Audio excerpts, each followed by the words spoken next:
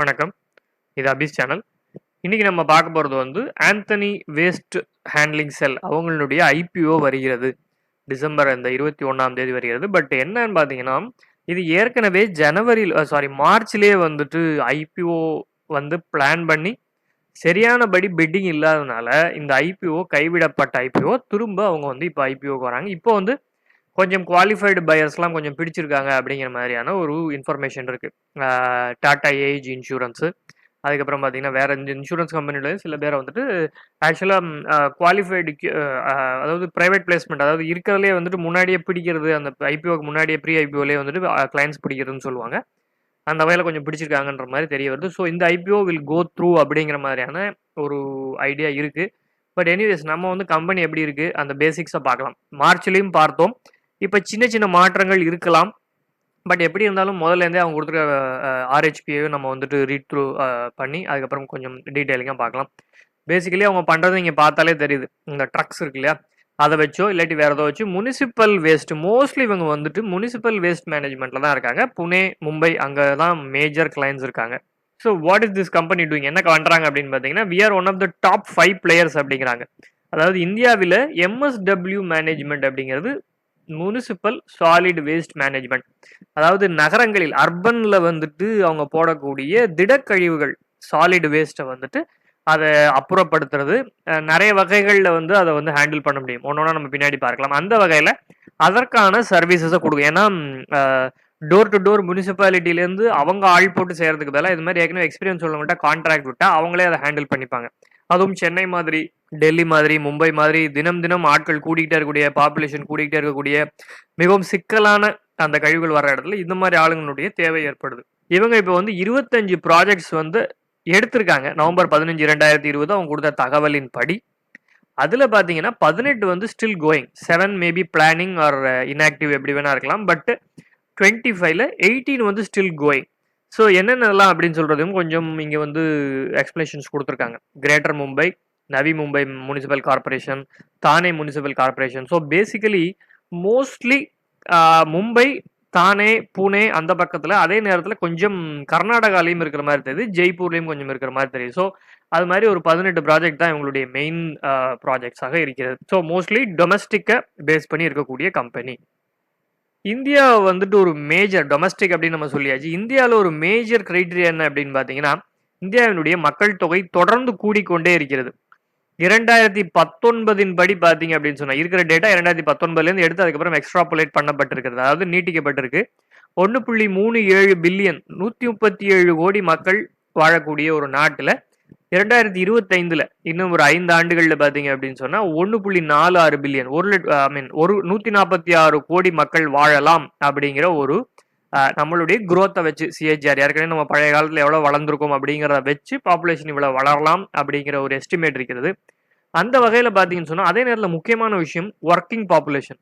இந்தியாவினுடைய median age அப்படின்னு சொல்லக்கூடிய, இப்போ இந்தியாவில் உள்ள அனைத்து பேர்களையும் எடுத்து அவங்களுடைய ஏஜை அசெண்டிங் ஆர்டர்ல ஸ்டார்ட் பண்றாங்கன்னா, மீடியனா இருக்கக்கூடியது, அதாவது நடுவில் இருக்கக்கூடியது ஏஜ் என்ன இருக்கு அப்படின்னு பாத்தீங்கன்னா மேக்ஸிமம். ஸோ வாட் டஸ் மீன் அப்படின்னா, 28 வயசு கீழே உள்ளவங்களும் 28 வயசுக்கு மேல உள்ளவங்களும் கிட்டத்தட்ட ஈக்குவலா இருக்காங்க அப்படிங்கிற நிலையில, அதுதான் மீடியன். அப்படிங்கும் பொழுது 28ங்கிறது தான் அதிகமான அந்த அந்த நபர்களுடைய வயசா இருக்கும் பொழுது என்ன அர்த்தம் அப்படின்னா, கிட்டத்தட்ட அந்த ரேஞ்சிலேயே இல்லையா, 20 to 40, 45க்குள்ளேயே இத்தனை பேர், நிறைய பேர் இருக்காங்க இந்தியாவில் அப்படின்னு சொன்னால், அவங்களுடைய இன்னும் அவங்க வேலைக்கு போறதா இருக்கட்டும், அர்பனைசேஷன், இனிமேல் அவங்களுடைய ஒவ்வொரு ஏன்னா வீடு வாங்குறது, ரியல் எஸ்டேட்லேருந்து ஆரம்பிச்சு ஏகப்பட்ட விஷயங்கள் அதோட டைடப். அந்த வகையில் முனிசிபல் சாலிட் வேஸ்ட்டும் நிறைய ப்ரொடியூஸ் ஆகிறதுக்கான வாய்ப்புகள் மிகுதியாக இருக்கிறது. அதே நேரத்தில் பார்த்தீங்கன்னா யூஎஸ்ல 38, ஜப்பான்லாம் பார்த்தீங்கன்னா 48 மீடியன் ஏஜ், சைனால 38. ஸோ பேசிக்கலி இந்தியா ரொம்ப யங் நேஷன்ங்கிறதுனால இங்கே இன்னும் சாலிட் வேஸ்ட் அதிகமாக கூடி அதற்குண்டான சர்வீசஸ் கொடுக்கக்கூடிய கம்பெனியோட தேவையும் அதிகமாக இருக்கும் அப்படிங்கிறது ஒரு எக்ஸ்பெக்டேஷன். மீடியன் ஏஜ் 28, 29 சொல்லியாச்சு. அதே நேரத்தில் share of the urban population, அதாவது கிராமங்களிலிருந்து நகரங்களுக்கு நகரக்கூடிய, அதே நேரத்தில் கிராமங்களே நகரங்களாக மாறிக்கொண்டிருக்கும் போது அந்த அர்பன் பாப்புலேஷன் கூடிக்கிட்டே வரும். 2015ல பார்த்தீங்கன்னா இருக்கக்கூடிய மொத்த மக்கள் தொகையில 32 விழுக்காடு மட்டுமே அர்பன்ல இருந்தவங்க 2019ல 34 விழுக்காடாக கூடியிருக்காங்க. இன்னும் 2021ல 35ஆக கூடுங்கிறது ஒரு எதிர்பார்ப்பு. இன்னமும் கூட கூடலாம். அப்படிங்கும் பொழுது அர்பன்ல விடக்கூடிய, அதாவது கிராமங்கள்ல பார்த்தீங்கன்னா, கழிவுகள் எப்படி இருக்கும் அப்படின்னு பார்த்தீங்கன்னா, அப்படியே தூக்கி போடுறதா இருக்கட்டும், அது வந்துட்டு அப்படியே மக்கி போற குப்பைகள் அதிகமா இருந்தாலும், நகரங்கள்ல நெறைய வேஸ்ட், பிளாஸ்டிக் வேஸ்ட் ஏகப்பட்ட விஷயங்கள் உருவாகும் பொழுது, அதற்கான தேவைகள் கூடும். அதனால, அது மாரி ஃபாஸ்ட் குரோயிங் அர்பனைசேஷனும் வந்துட்டு ஒரு முக்கியமான ஃபேக்டர் இந்த மாரி கம்பெனிஸ்க்கு. இப்போ இது வந்து ஒரு செக்ரிகேஷன். என்னன்னு பார்த்தீங்கன்னா, இன்கம் கம்பெனி அந்த நாடுகளுடைய இன்கம்ம வச்சு என்ன மாதிரியான கழிவுகள் அதிகமாக இந்த இந்த நாடுகள் போடுகின்றது அப்படிங்கிறது வந்துட்டு ஒரு ஒரு கிளாசிஃபிகேஷன். இந்தியா வந்து பார்த்தீங்கன்னா, lower middle income country. Low இன்கம்ல இருந்து நம்ம மாறிட்டோம். 2010, 12 வகையில மாறினோம்னு நெனைக்கிறேன். Lower middle income country. நம்ம அப்பர் மிடில் இன்கமா இன்னும் மாறல. லோயர் மிடில் இன்கம் கண்ட்ரில வரோம். அது வந்து ப்ரவுன் கலர் இல்லையா? நம்மளுடைய இதுல வந்துட்டு 59 விழுக்காடானது அப்படின்னு பார்த்தீங்கன்னா, ஆ அதாவது இந்த ஆர்கானிக் வேஸ்ட்டா இருக்கு. ஆர்கானிக் அப்படின்னு சொல்லக்கூடியது என்ன அப்படின்னு பார்த்தீங்கன்னா, மக்கக்கூடிய குப்பைகள். அதாவது காய்கறிகளா இருக்கட்டும், அது மாரி இயற்கையாக உருவானது. மனிதனால் உருவாக்கப்படாம இயற்கையாக உருவான அந்த வேஸ்ட். மத்தபடி பார்த்தீங்கன்னா, மிச்சம் இருக்கக்கூடிய 41 விழுக்காடு வந்து அதர் வேஸ்ட்டா இருக்கு. அதுல வந்து 9% பேப்பராகவும், 12% பிளாஸ்டிக்காக லோ மிடில் இன்கம்ல இருக்கு. அது ரொம்ப ரொம்ப பெரிய ஒரு ஹசார்ட். அதே நேரத்துல ஹேண்டில் பண்ணக்கூடிய தேவை. கிளாஸ் ஒரு 3%, மெட்டல் ஒரு 2%. ஆக்சுவலா அதே மாதிரி இது வந்து அதர் இது வந்து 15%. இதே இது பார்த்தீங்கன்னா, ஹை இன்கம் இருக்கக்கூடிய நாடுகள்ல இன்னும் அதிகமா இருக்கு. ஸோ நம்ம வந்து டுவர்ட்ஸ் கீழ போகாம, மேல போறதுக்கான வாய்ப்புகள் அப்பர் மிடில் இன்கமாவோ, ஹை இன்கமாவோ ஸோ அப்பர் மிடில் இன்கமா நம்ம ஆனாலும், லோயர் ஐ மீன் ஹை இன்கமா ஆனாலும் ஆர்கானிக் வேஸ்ட் ஆனது குறைய தொடங்குறது. அப்படி தொடங்குச்சுன்னா மத்த வேஸ்ட் அதிகமாகும்போது, அத ஹேண்டில் பண்ண வேண்டிய தேவை இன்னும் அதிகமாக ஏற்படும். வேஸ்ட் கலெக்ஷன் எஃபிஷியன்சி, அதாவது நெறைய ஹை இன்கம் நாடுகள்ல 98 விழுக்காடு வேஸ்ட் வந்து கலெக்ட் பண்ணிடுறாங்க. வேற ஏதாவது ஒரு சர்வீசஸ் மூலமாக. அதாவது ரோட்டிலேயோ, சாலைகள்ல இல்லாட்டி ஒதுக்குப்புறங்கள்ல தூக்கி போடப்படுவதில்லை. அது ரொம்ப ரொம்ப அதிகபட்சமாக 2 விழுக்காடு மட்டுமே வந்து அப்படியே விடப்படுது. 98 விழுக்காடு கலெக்ட் செய்யப்பட்டு ஏதோ ஒரு மேனேஜ் பண்ணி ஏதோ ஒண்ணு செஞ்சிடப்படுது. அதாவது ஏதோ ஒரு வகையில அது வந்து ஒரு ப்ராசஸிங்குள்ள போயிடுது. அப்பர் மிடில் இன்கம்ல 85, லோயர் மிடில் இன்கம்ல 68 விழுக்காடு மட்டுமே. இது வந்து ஒரு whole overview, bird's view. So basically lower middle இன்கம்ல இருக்கக்கூடிய இந்தியாவானது கிட்டத்தட்ட 17 விழுக்காடு இந்த அளவுக்கு கூடும். அதாவது அப்பர் மிடில் இன்கம் நம்ம மாறும்போது இந்த வகையிலும் முன்னேற்றம் ஏற்படும் பார்த்தோம்னா, growth opportunity for these kind of companies கொஞ்சம் அதிகமாக இருக்கிறது. ஸோ பல்வேறு வகையான வேஸ்ட்ஸ், அதாவது முனிசிபல் வேஸ்ட்டாக இருக்கட்டும், பயோமெடிக்கல் வேஸ்ட்டு, அது மாதிரி இருக்கக்கூடிய வேஸ்ட்ல முனிசிபல் வேஸ்ட்டை ஹேண்டில் பண்ணக்கூடிய கம்பெனிகளில் வந்து இதுதான் வந்து மார்க்கெட் ரெவென்யூ அப்படின்னா, ஆக்சுவலாக அந்த பிஸ்னஸுக்கு எவ்வளவு 50,000 மில்லியன், அதாவது 5,000 கோடி ரூபாய் ஒரு வியாபாரம் செய்யக்கூடிய ஒரு ஒரு மார்க்கெட்டாக அது இருக்கிறது. அந்த இதுல வந்துட்டு டாப் 5 பிளேயர்ஸ்ல நாங்களும் இருக்கோம் அப்படின்னு சொல்லி இவங்க சொல்லியிருக்காங்க. Ramky enviro, Antony waste, BVG India, metro waste handling private, A2C green waste. So one of the 5 top பிளேயர்ஸ்ல இருக்கிறதுங்கிறது ஒரு அட்வான்டேஜ் அப்படின்னு சொல்லி இவங்க சொல்றாங்க. இப்போ நம்ம வேண்டிய மட்டும் கம்பெனியை பத்தி பார்த்தாச்சு, அந்த கம்பெனியுடைய பிசினஸ் பத்தி பார்த்தாச்சு, வேல்யூவேஷன் பண்ணிட்டோம்னா ஒரு கிளியர் ஐடியா கிடைச்சிடும். ஆண்டனி வேஸ்ட் செல் வந்துட்டு பார்த்தீங்கன்னு சொன்னா டோட்டல் நம்பர் ஆஃப் ஷேர்ஸ் எவ்வளவு கொடுக்க போறாங்க அப்படின்னு பார்த்தீங்கன்னா 95 லட்சம் பங்குகள் வந்து கொடுக்க போறாங்க. இதுல வந்துட்டு மிக்ஸ் இருக்கு. மிக்ஸ் என்ன அப்படின்னு பார்த்தீங்கன்னா including offer for sale as well as new offer ரெண்டுமே இருக்கிறது. மொத்தமாக இருக்கக்கூடிய 95 லட்சம் பங்குகளில் பார்த்தீங்கன்னு சொன்னா கிட்டத்தட்ட ஃப்ரெஷ் இஷ்யூ ரொம்ப கம்மியா இருக்கு. கையில வச்சிருக்கக்கூடிய பங்குகளே அந்த ப்ரொமோட்டர்ஸை விற்கக்கூடியது தான் அதிகமா இருக்கு. 68 லட்சம் பங்குகள். அது கொஞ்சம் நெருடுது. ஏன்னா ஓகே எனிவேஸ் அவங்க வந்துட்டு அதை வந்து காசை வெளியே எடுத்துக்கலாம் அப்படின்னு சொல்லி நினைக்கிறாங்க. பட் தட் இஸ் நாட் ரொம்ப ஒரு கம்ஃபர்டபுளான விஷயமாக தோணவில்லை. ஏன்னா ஃப்ரெஷ் இஷ்யூ அதிகமாக இருந்தால் பரவாயில்ல, கம்பெனிக்குள்ளேயே யூஸ் பண்ணிப்பாங்கன்னு சொல்லலாம். ஆஃபர் ஃபார் சேல் கொஞ்சம் நெருடுது.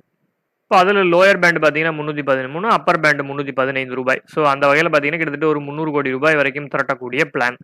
லாட் சைஸ் வந்து 47 அஃப்கோர்ஸ். ஏன்னா 47 இன்டூ நீங்கள் ஹையர் அப்பர் பேண்ட் பார்த்தீங்கன்னு சொன்னாலே ஒரு 14,000 வந்துடுது. மினிமம் 15,000 எடுத்து வைக்கணும் ரீட்டைல் இன்வெஸ்டர்ஸ். ஸோ ஒரு லாட்டுங்கிறது 47 ஷேர்ஸ். மேக்ஸிமம் நீங்கள் 13 லாட்ஸ் வாங்கலாம். ஸோ அந்த வகையில் பார்த்தீங்கன்னா ஒரு 2 லட்ச ரூபா வரைக்கும் ரீட்டைல் இன்வெஸ்டர் இன்வெஸ்ட் பண்ணலாம். ஓப்பனிங் டேட் வந்து 21 December, closing date 23 December, finalisation of allotment கிடைத்திருக்கா இல்லையா அப்படிங்கிறது 29 டிசம்பர். ரீஃபண்ட் கொடுக்கவில்லைன்னா உங்களுடைய பணத்தை திரும்ப கொடுக்கக்கூடியது 30 December. Credit of shares to demat உங்களுக்கு கிடைத்திருந்தால் அலோகேட் ஆயிருந்தால் உங்களுடைய டிமேட் அக்கௌண்ட்டுக்கு ஷேர் வரக்கூடிய கடைசி தேதி 31 டிசம்பர். ஐபிஓ லிஸ்டிங் 1 ஜனவரி எக்ஸ்பெக்டட் நியூ இயர்ல. ஸோ பேசிக்கலி பார்த்தீங்கன்னா 35 அப் டு 50% இன்ஸ்டிடியூஷன் இன்வெஸ்டர்ஸ் கொடுக்கலாம் QIB மூலமாக. 15 விழுக்காட்டுக்கு மிகாமல் குறையாமல் வந்துட்டு மினிமம் 15% வந்து நான் இன்ஸ்டிடியூஷனல் இன்வெஸ்டர்ஸ் கொடுக்கணும். ரீட்டைல் இன்வெஸ்டர்ஸ் இல்லாம நான் இன்ஸ்டிடியூஷனல் இன்வெஸ்டர்ஸ்க்கு ரீட்டைல் இன்வெஸ்டர்ஸுக்கு கிட்டத்தட்ட 35 விழுக்காடு குறைந்தபட்சம் கொடுக்கணும். ஸோ 33 லட்சம் பங்குகள் வரைக்கும் ரீட்டைல் இன்வெஸ்டர்ஸ் உங்களை போன்ற என்னை போன்ற ஆளுகளுக்கு கிடைக்க வாய்ப்பு இருக்கிறது. கம்பெனி தற்போதைய நிலையில பார்த்தீங்கன்னா 2.5 கோடி பங்குகள் இருக்கிறது. அதுல இருந்தா வந்து ஒரு 68 லட்சம் பங்குல கொடுத்துட்டு புதுசாக ஒரு 20-25 லட்சம் பங்குகள் வந்துட்டு கொண்டு வர மாதிரி தெரியும். So after that 2 crore 75 lakhs வரைக்கும் வர வாய்ப்பு இருக்கு. அப்பர் பேண்ட் 315 தான் அவங்களோட எக்ஸ்பெக்டட் பிரைஸ்னு வச்சுக்கிட்டோம்னா மார்க்கெட் கேபிட்டலைசேஷன் வந்து 788 கோடி ரூபாய்கள். இப்போ 4 வருஷம் ஆவரேஜ் எடுத்து வச்சிருக்கேன், 3 வருஷம் ஆவரேஜ் சாரி. பட் 3 வருஷம் ஆவரேஜ்ல ரீசெண்ட் இயர் மட்டும் ரொம்ப ஹெவி growth இருக்கு. அதுவே கொஞ்சம் ஏன் வந்துச்சு அப்படிங்கலாம் அனலைஸ் பண்ணி பார்த்தா ப்ராப்பரான டீடைலிங் எனக்கு கிடைக்கல. But anyways we are considering that. அந்த வகையில பார்த்தோம் அப்படின்னு சொன்னா ப்ராஃபிட் பிஃபோர் டேக்ஸ் வந்து மார்ஜின் 13% to 14% இருக்கு. ப்ராஃபிட் ஆஃப்டர் டேக்ஸ் 10% இருக்கு. அதே மாதிரி கேஷ் அசட்ஸ் கையில பாத்தீங்க அப்படின்னு சொன்னா கிட்டத்தட்ட டோட்டலா வந்து பாத்தீங்க அப்படின்னு சொன்னா கிட்டத்தட்ட ஒரு 286 கோடி ரூபாய்கள் இந்த அசட்ஸாவே வச்சிருக்காங்க. பட் லைபிலிட்டிஸ் அப்படின்னு சொல்லி பாத்தீங்கன்னா அதுவே கிட்டத்தட்ட 390 கோடி வரைக்கும் இருக்கிறது. ஸோ அந்த வகையில் இது எல்லாத்தையும் கன்சிடர் பண்ணி வேல்யூ பார்த்தோம்னா 121 ரூபாய் தான் வருது. 300 ரூபாய் ரொம்ப அதிகமாக இருக்கு. ஒருவேளை லைபிலிட்டிஸை over the course of time அடைச்சிருவாங்க, கையில் இருக்கிற கேஷ் அப்படியே இருக்கும்னு நினைச்சோம்னா கம்பெனியுடைய மதிப்பு 277. அது கூட இப்போ அவங்க கேட்கக்கூடிய 315 ரூபாய் அப்படிங்கிறத விட ரொம்ப கம்மியாக இருக்கு மார்க்கெட் வேல்யூ. பட் இது எங்களுடைய அனாலிசிஸ் மட்டும்தான். நீங்க வாங்கணுமா இல்லையா அப்படிங்கிறது உங்களுடைய முடிவை நீங்க தான் எடுக்கணும். ஏன்னா நாங்கள் வந்து செபி அப்ரூவ்ட் இன்வெஸ்ட்மெண்ட் அட்வைசரோ ரிசர்ச் அனலிஸ்டோ கிடையாது. அதனால இதை மட்டும் நம்பி தயவு செஞ்சு பங்கை வாங்காதீங்க. எங்களுடைய காணொலி பிடித்திருந்தால் லைக் செய்யுங்கள், ஷேர் செய்யுங்கள், சப்ஸ்கிரைப் செய்யுங்கள். பெல் பட்டன் கிளிக் பண்ணீங்கன்னா நோட்டிஃபிகேஷன் உடனுக்குடன் வரும். இப்போ சின் பாய்ஸ்னு ஒரு சேனல் ஆரம்பிச்சிருக்கோம் என்டர்டைன்மெண்ட்டுக்கு. அதுக்கும் உங்களுடைய உதவியை கொடுக்கணும்னு நான் கேட்டுக்கிறேன். நன்றி, வணக்கம்.